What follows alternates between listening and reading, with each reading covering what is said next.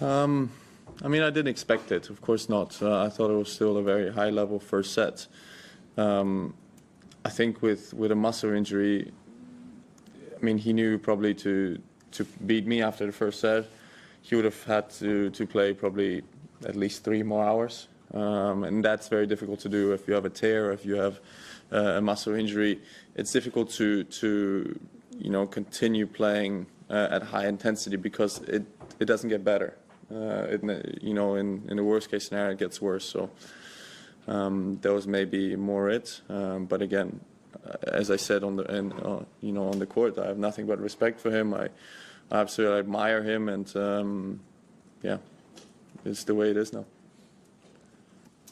Sasha, from your perspective, is it a net positive at this stage of the tournament to have less time on court, or does having to deal with a withdrawal interfere with your rhythm?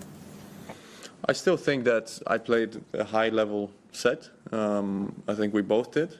So in that regards, I still play tennis, right? It was not like it was a withdrawal from the get-go, and then I would have had, 4 days off. That would have been maybe a bit too much, because then you feel like you're starting a new tournament. You don't want this feeling before a final. You want to be in a match rhythm. But look, it is how it is. It's nothing that, of course, I wished for, but it happened. I'm obviously happy that I'm in the Grand Slam final again. I'm obviously happy that I have another shot at winning Grand Slam.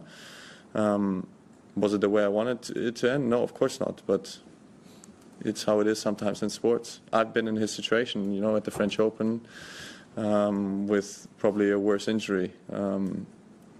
It's life, it's sports, life goes on. After the French Open final, yeah. you came in and did a press conference, and the last thing you said was, in comparing yourself to him, to Carlos Alcaraz at the time, you said, I have to look at myself and I have to look at the team that I have and see what I can do to become at the same level. I just wondered, in the months that have followed since then, what you did do. I hired Jess Green as a new physical trainer. My old physical trainer was one of the best physical trainers and one of the best people that I knew. He got some health issues, unfortunately, and then gave me the opportunity to hire Jess Green again. And I was always very proud and very, I always knew that I could last with anyone for as long as I wanted when I was with Jess Green, and I was with him for 7 years. I felt like I was physically one of the strongest players on tour.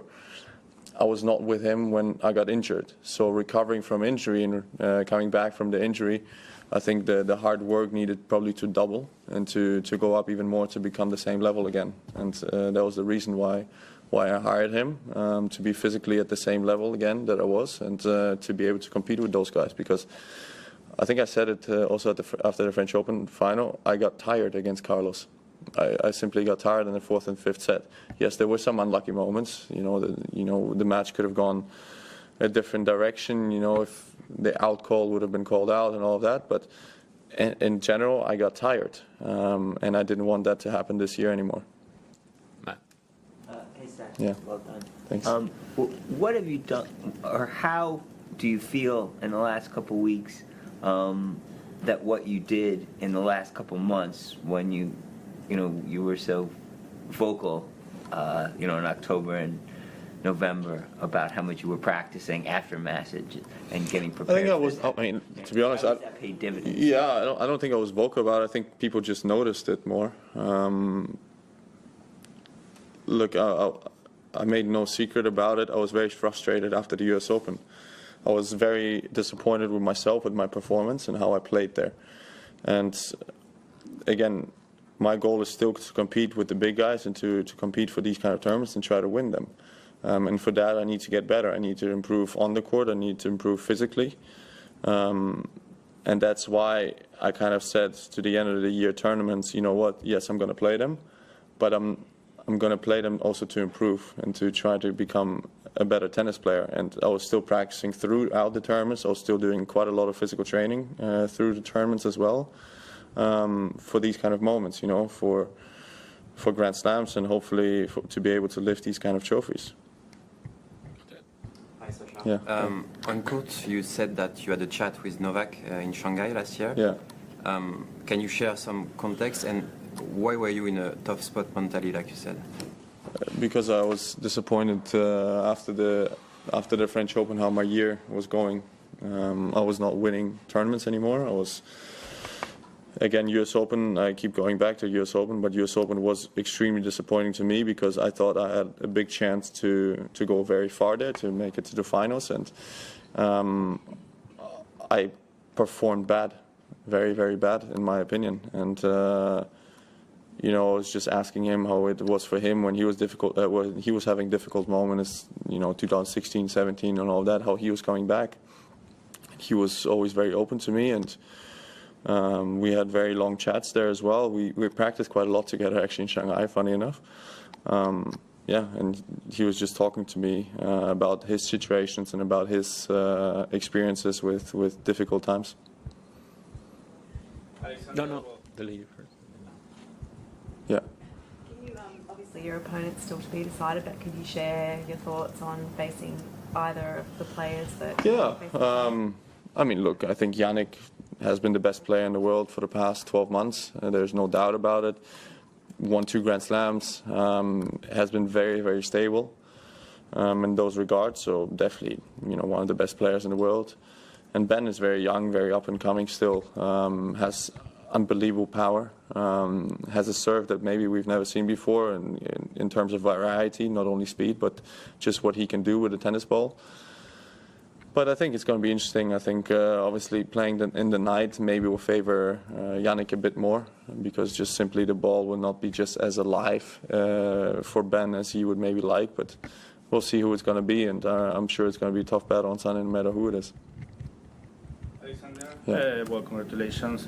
Novak said he definitely wants you to win on Sunday, and he's not the only one who said that going to be cheering for you and who wants you to win your first major. In such an individual sport, how does it mean for you to have the support from the other tennis players? Yeah, it means a lot to me, especially from Novak, I think, who I admire and respect so much. Yeah. It's as I said, I'm looking forward to Sunday. I do feel like I have done the work, and I do feel like I'm ready for it. So we'll see how it goes. I'm very thankful to Novak for wishing me that, and yeah, let's see what's going to happen on the weekend. Last in English.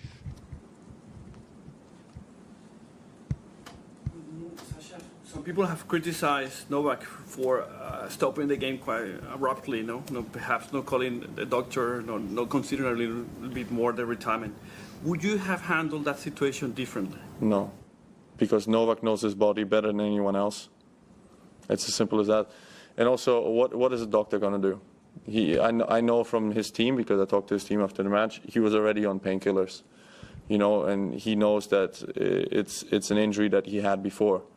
So, okay, he's going to call a doctor to tell him what exactly? To take more pills? I mean, at some point there's a limit also on how much you can take. So I think we should stop blaming Novak.